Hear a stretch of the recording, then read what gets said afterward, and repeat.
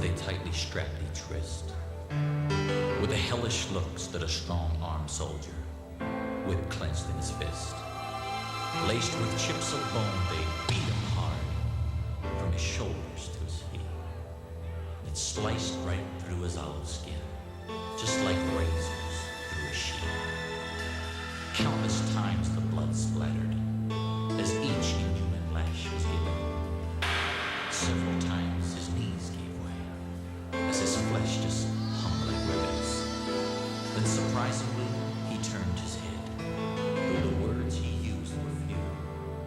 The soldier's face turned pale when he said, "This blood is for you."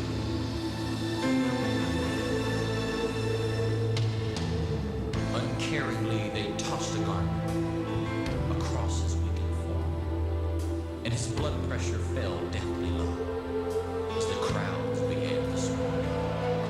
They forced him to carry his cross uphill, as his face they punched and smacked, while the splinters from the crisscross beam dug deep into his back. Through lack of sleep and dehydration, his tongue began to swell, and weakened by his loss of blood, this prophet teacher fell. When he did, some blood splattered on a man named Simon's shoe. And as he bent to wipe it off, the prophet looked and said, "Simon, this blood is for you." This blood can save the soul, heal the sick, mend the heart.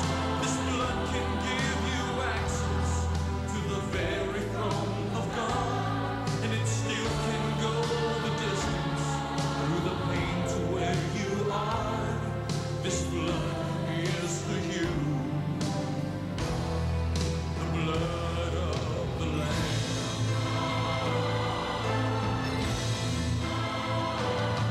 Then they pounded a spike through the bones in his wrists, bursting arteries and veins. And as they dropped the cross in the hole they dug, his body convulsed with pain, through agony and torment that never a soul shall find. He tilts his face towards heaven, with full control of his mind, with more love than any human heard before that time or since. He made a statement that to this day makes the strongest skeptic wince. He cried, "Father God, forgive them, for they know not what they do." And as he gave his life for those lost in sin, he was saying, "This blood is for you." And this blood can save the soul, heal the sick, mend the heart. This blood can give you access to the very throne of God, and it still can go the distance through the pain to where you are. This blood is for you. If you're lost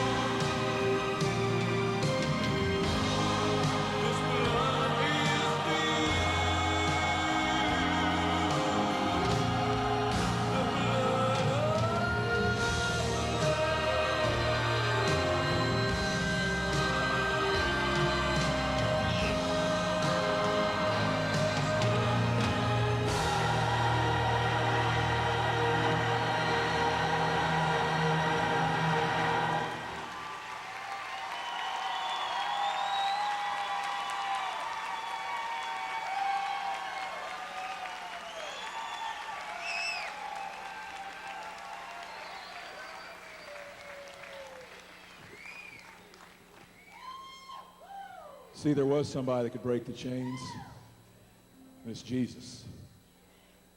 All the wrestlers here tonight, their life has been changed.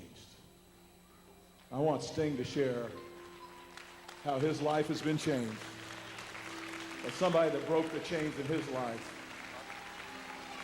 just a few years ago, where his life was, where he was going, and now he's here tonight. Sting.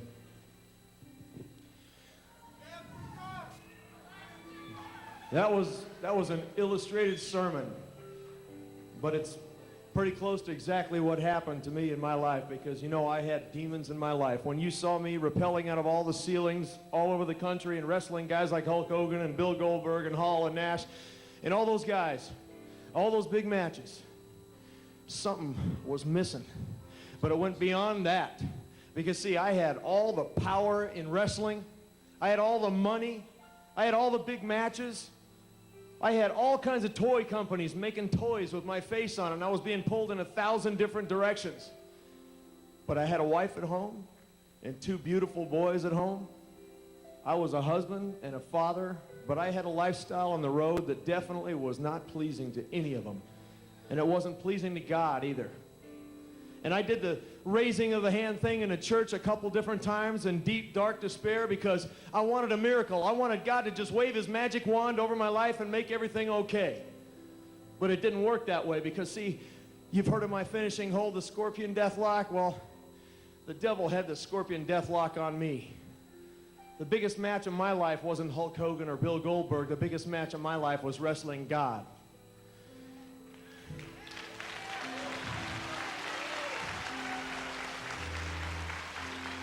And I'm here to tell you, I'm glad that God can outlast any one of us. Because while I had all that fame and all the power and everything else, the deep, dark despair that I had, for me, deep, dark despair meant I was just afraid. Every single day of my life, afraid that I was going to have to visit my 2 boys on the weekend or every other week. And some other man was going to be in the house raising my kids, because my wife would ultimately find somebody else. And I'd be a loser in their eyes. It wasn't until finally I said, you know what, I can't do this anymore, because I'm to the point where there's no money, no amount of fame, no woman, no drug. There was no psychologist, no doctor, no nothing in this world that was going to make me feel better, nothing that was going to take away all the stuff that I had been doing my whole life, hurting people.